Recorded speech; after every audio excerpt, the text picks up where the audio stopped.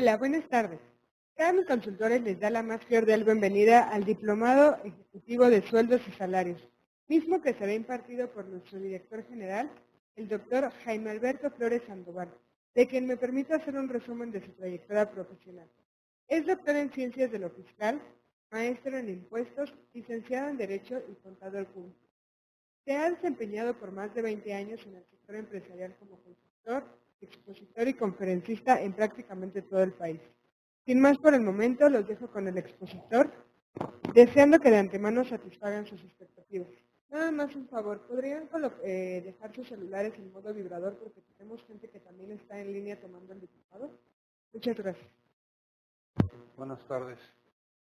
Vamos a comenzar con este seminario, con este diplomado, en particular con este tema de ley federal del trabajo.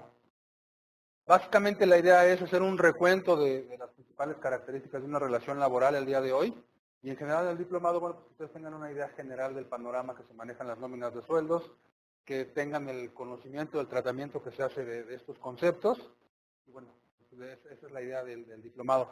Sin embargo, bueno, pues sí me gustaría saber cuál es la expectativa que tienen ustedes de este seminario en particular, de este módulo y en general del diplomado. Hay gente que nos está siguiendo en línea, entonces les pediría que cuando vayan a hacer algún comentario, alguna pregunta, me la hagan por favor por el micrófono y vamos a comenzar, ¿sale? Empezamos aquí adelante, por favor, Pablo.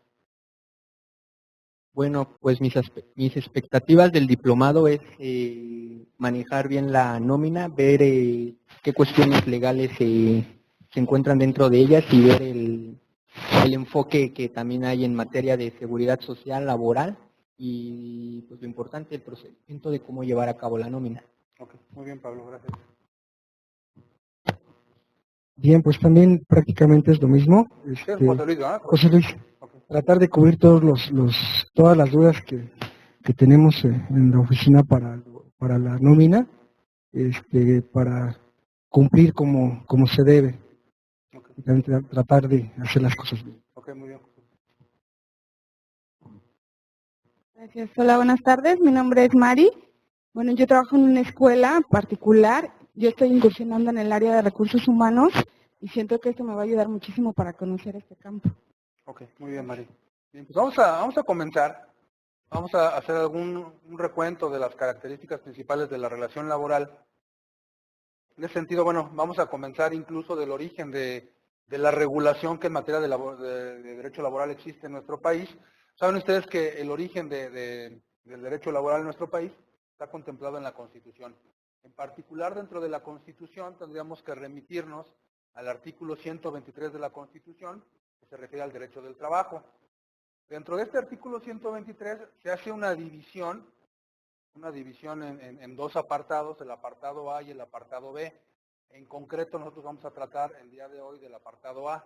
El apartado A regula la relación de trabajo que existe entre los trabajadores al servicio de la iniciativa privada y las distintas entidades que componen esta iniciativa privada. El apartado B es el que regula las relaciones de trabajo entre los trabajadores al servicio del Estado y el Estado mismo, es decir, las relaciones de trabajo de los trabajadores, de los servidores públicos. Entonces, en ese sentido, habría que hacer aquí una distinción también respecto de las disposiciones que regulan estos apartados A y B.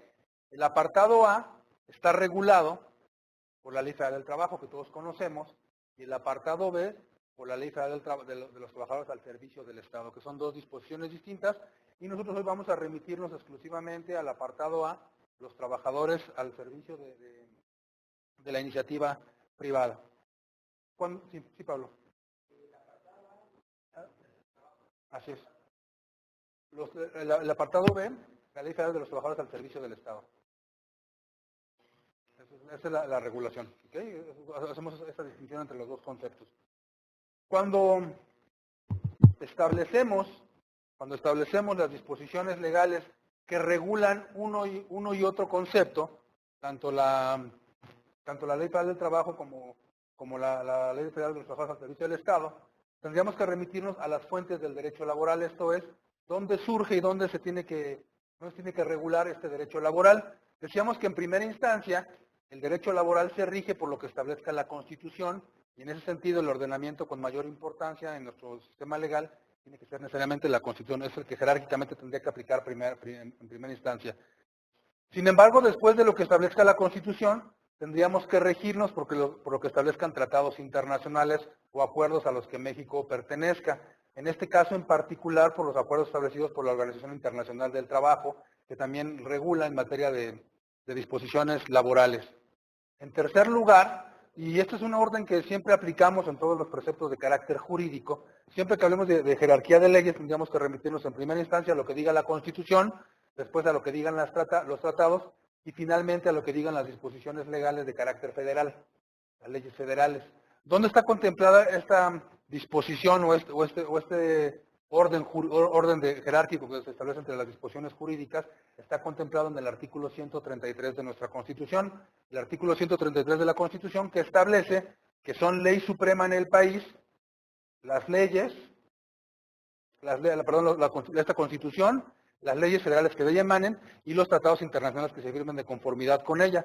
Y esa es la jerarquía que en la interpretación judicial se ha dado en las últimas fechas al orden jerárquico de aplicación en materia no de derecho laboral, sino de cualquier otra rama del derecho. Pero además, en materia del trabajo, también tendríamos que regirnos por el derecho federal común. Cuando hablamos de derecho federal común, normalmente nos estamos refiriendo al Código Civil Federal, lo que diga el Código Civil Federal, que entonces aplica de manera supletoria, de manera complementaria a las disposiciones en materia de trabajo. Porque sabemos, por ejemplo, que si un trabajador fallece, ¿a quién se le conceden derechos respecto del fallecimiento de su trabajador? ¿A quién se le tendría que pagar, por ejemplo, la nómina de sueldos? ¿A quién se le tendría que pagar los beneficios que hubiera devengado el trabajador en ejercicio de su actividad? ¿A quién? ¿A su esposa? ¿Así diría su esposa la ley federal del trabajo? Pero la esposa, bueno, y de hecho eso considera de su pariente más cercano.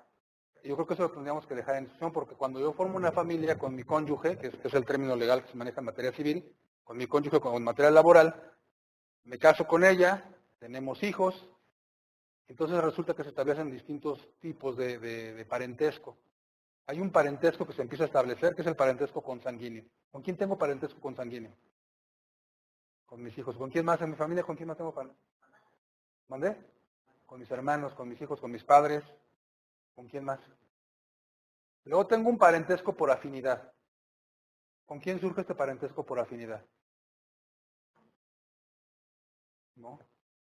Con mi suegra, con mis cuñados, es parentesco por afinidad, los parientes políticos que le llamamos, ¿no? Y luego hay otro parentesco que se llama parentesco civil. ¿Con quién es el parentesco civil? ¿No? Adoptante, el que surge entre adoptante y adoptado. Que bueno, finalmente hoy tiene los mismos alcances que cualquier otro tipo de parentesco. ¿Quién es la única que está en mi casa y que no es parte de mi familia? Es la única que no es parte de mi familia. Con ella tengo otra relación, con ella hicimos una sociedad conyugal. ¿Sí nos queda claro esa parte? Bueno, ese es el alcance del Código Civil Federal. ¿Por qué mencionamos que el Código Civil Federal aplica en materia laboral? Bueno, porque finalmente decíamos es una disposición complementaria a las disposiciones de orden laboral, porque cuando la Ley Federal del Trabajo haga referencia al cónyuge, bueno, cónyuge lo tendríamos que definir en términos de la Ley Federal del Trabajo. Cuando la Ley Federal del Trabajo refiera a ascendientes y descendientes, la ascendencia y la descendencia las tendríamos que definir en términos del Código Civil, aplica de manera supletoria. ¿Por qué? Porque finalmente la Ley Federal del Trabajo no regula en esos ámbitos. Entonces se aplica también en materia civil. Derecho federal común, que decíamos es el que se le denomina así al Código Civil Federal.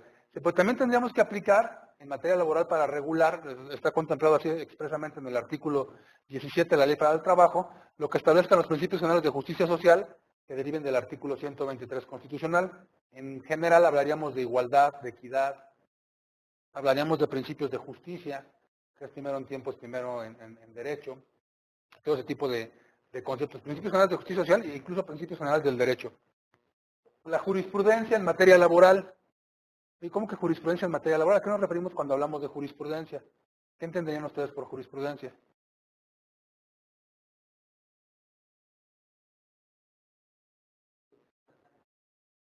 ¿Pero a qué se refiere con jurisprudencia? ¿Cómo entenderían ustedes la jurisprudencia?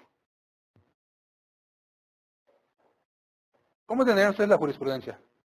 ¿Qué es eso de la jurisprudencia?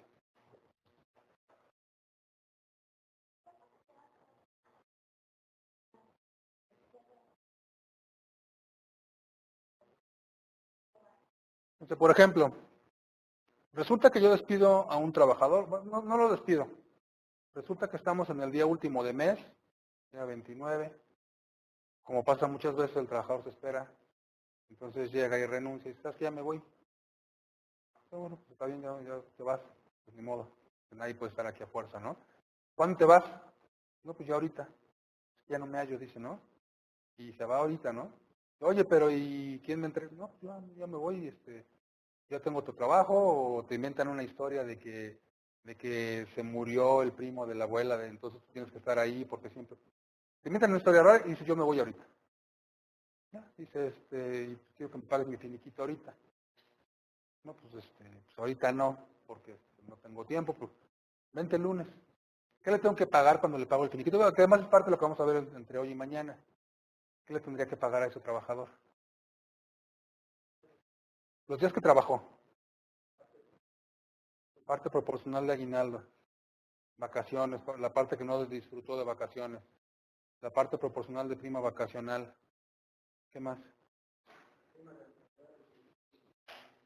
Tenía más de 15, pero, entonces, ¿qué dijimos? El salario, ¿qué más? Vacaciones, prima vacacional. ¿Aguinaldo lo tendría que pagar? Se fue hoy. ¿Le tengo que pagar aguinaldo? La parte proporcional, ¿se la tengo que pagar hoy que se va? ¿Dónde estaría establecida esta circunstancia? En la ley, primero en la ley. ¿Qué dice la ley respecto del aguinaldo? ¿Cuántos días tienen derecho los trabajadores a disfrutar de aguinaldo? Por lo menos 15 días de aguinaldo, que se tendrán que pagar ¿cuándo? Antes del 20 de diciembre, pero él se va ahorita, ¿se lo tengo que pagar ahorita? Cuando le dé el aguinaldo, ¿se lo tengo que pagar ahorita? Por eso, pero él se va ahorita. Él se fue ahorita y aparte pues ya no me cayó bien porque me dejó botado el trabajo, no porque fuera tan importante, sino porque finalmente ni siquiera me avisó con anticipación, ni siquiera tuve tiempo para conseguir otra persona o para ver cómo manejaba el concepto. Entonces, ¿le pago su aguinaldo o no se lo pago? ¿Ahorita? Fíjense lo que dice. Dice, los trabajadores tendrán derecho a un aguinaldo anual que deberá pagarse antes del día 20 de diciembre. ¿Estamos de acuerdo? Dice aquí antes del día 20 de diciembre. ¿Cuándo es antes del día 20 de diciembre? El 19, ¿no? ¿Están de acuerdo? Los que no hayan cumplido el año de servicios, como es el caso de independientemente de que se encuentren laborando o no en la fecha de liquidación del aguinaldo, tendrán derecho a que se les pague la parte proporcional del mismo. Los que no hayan cumplido el año de servicios, independientemente de que se encuentren laborando o no en la fecha de liquidación del aguinaldo. ¿Cuándo es la fecha de liquidación del aguinaldo? Antes del 20. Pero él dice que se lo tengo que pagar ahorita. Y no se lo pagué, porque además me cayó mal. Y entonces va y me demanda. Y entonces, ¿qué dice la Junta? O ¿qué dice quien tenga que juzgar respecto de este caso? ¿Sabes qué? Que resulta que aquí dice el artículo 87 de la Ley Federal del Trabajo que el aguinaldo se tiene que pagar antes del 20, y antes del 20 es el 19. Entonces resuelve en favor del patrón. ¿Sí me explico en esa parte? Resuelve en favor del patrón y le dicta el laudo. Tiene razón el patrón, el trabajador no tiene derecho al aguinaldo, sino hasta después del día 19, porque es ahí cuando puede reclamarte. El día 19 no te podría reclamar porque todavía estoy en tiempo de pagar, ¿estamos de acuerdo? Y esa sentencia o ese laudo que emite la Junta se llama una tesis. Es una sola tesis. Una tesis aislada, si ustedes quieren. ¿Sí me explico?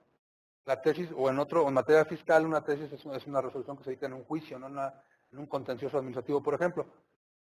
Cuando se juntan o cuando se reúnen, y el siguiente caso que va a pasar, va a ir otro trabajador, va a reclamar, va a decir lo mismo y va a ir a otra junta a lo mejor. Son distintas juntas. Y el otro va a decir, ¿sabes qué? Tiene razón el patrón.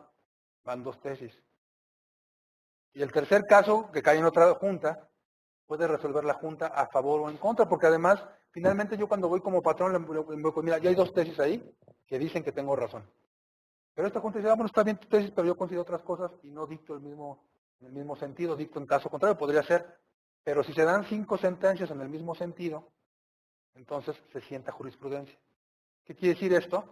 que a partir del siguiente caso, cuando haya un evento similar al que ya aconteció, el juez tiene la obligación de dictar en favor, en este caso, del patrón. ¿Sí nos queda claro? La jurisprudencia se vuelve obligatoria para el juzgador. Para el juzgador, no para nosotros.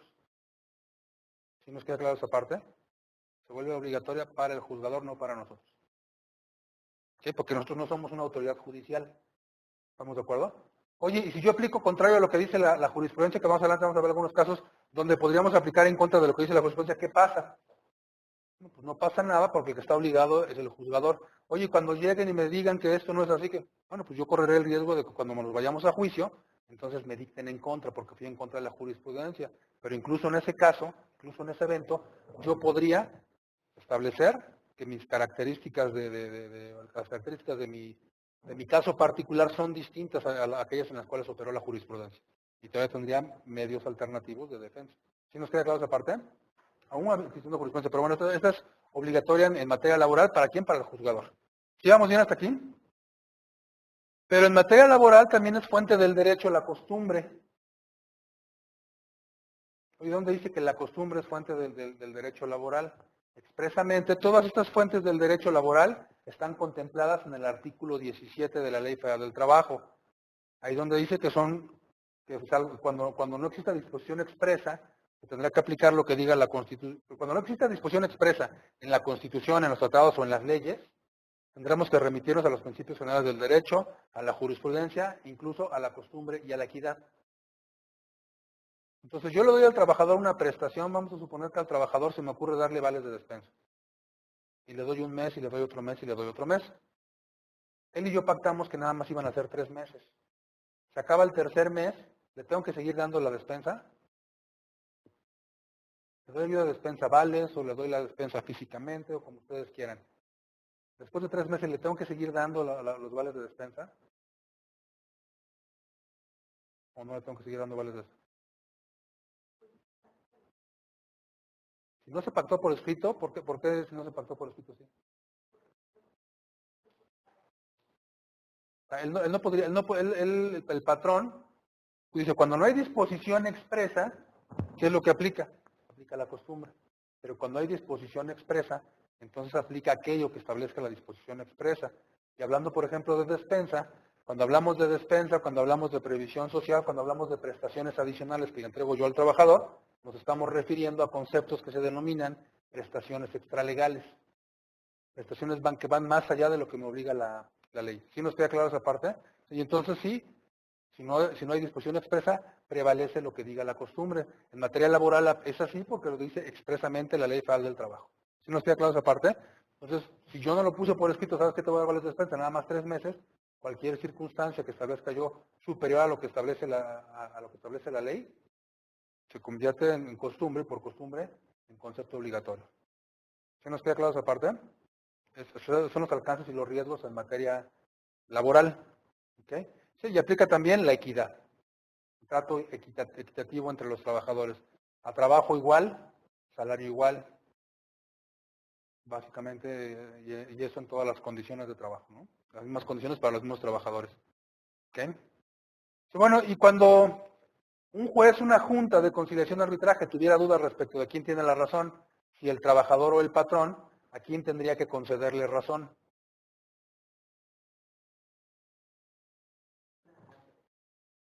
Al trabajador, por ahí hay no me acuerdo si es tesis, que dicen que cuando igual no se sepa a quién dar la razón, se tiene que dictar a favor del trabajador. Sí, que incluso va más allá de simplemente lo que diga una interpretación, porque finalmente decíamos una jurisprudencia. De hecho, si nos vamos al concepto más puro de lo que es jurisprudencia es la interpretación auténtica de la ley. Eso significa jurisprudencia, la interpretación auténtica de la ley. ¿Quién sienta jurisprudencia? Los jueces, ¿estamos de acuerdo? ¿Qué hace un juez? Un juez hace una nueva ley, se inventa una ley nueva, ¿o qué es lo que hace un juez cuando decide una controversia entre dos partes? ¿Qué es lo que está haciendo el juez?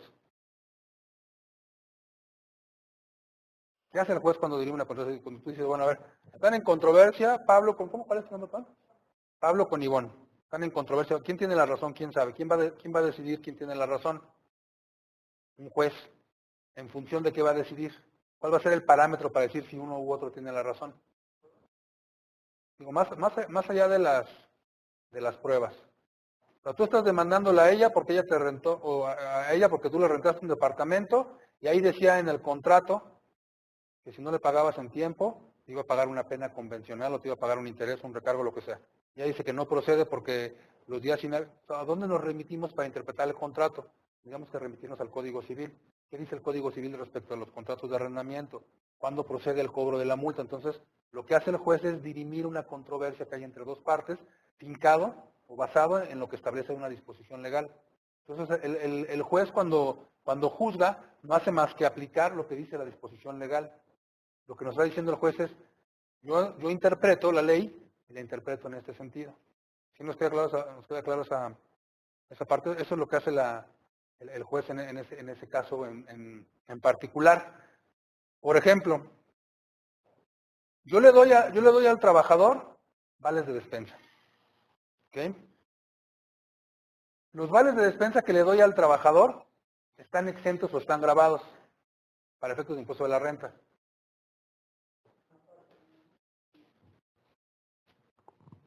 Una parte nada más, el 53 o el 47%, ¿no? No, pero eso es la parte deducible o no deducible para el patrón. Pero para el trabajador están exentos o están grabados. ¿Están exentos? ¿Por qué están exentos?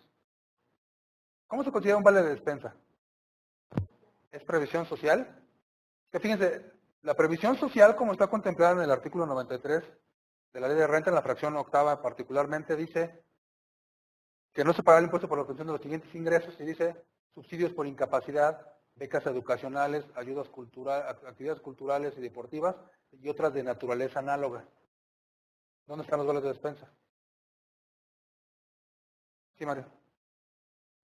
Federico dice, ¿podría repetir la definición de jurisprudencia, por favor? Jurisprudencia es la interpretación auténtica de la ley. La interpretación auténtica de la ley. Entonces, fíjense, ahí dice, no se pagará el impuesto por la obtención de los siguientes ingresos y de subsidios por incapacidad, becas educacionales, guarderías infantiles, actividades culturales y deportivas y otras de naturaleza análoga. Y en mi empresa les damos vales de despensa. Y yo digo que están exentos. Porque yo digo que cuando dice y otras de naturaleza análoga, ahí cabrían los vales de despensa. Pero llega el SAT, me revisa mi contabilidad, determina el impuesto que yo le retuve a los trabajadores y dice, no, sabes que estos vales de despensa son salario. Oye, ¿por qué son salarios? Son previsión social. Y dice el SAT, no, son salario. Y me determina un crédito fiscal porque no le retuve impuestos sobre esos vales de despensa.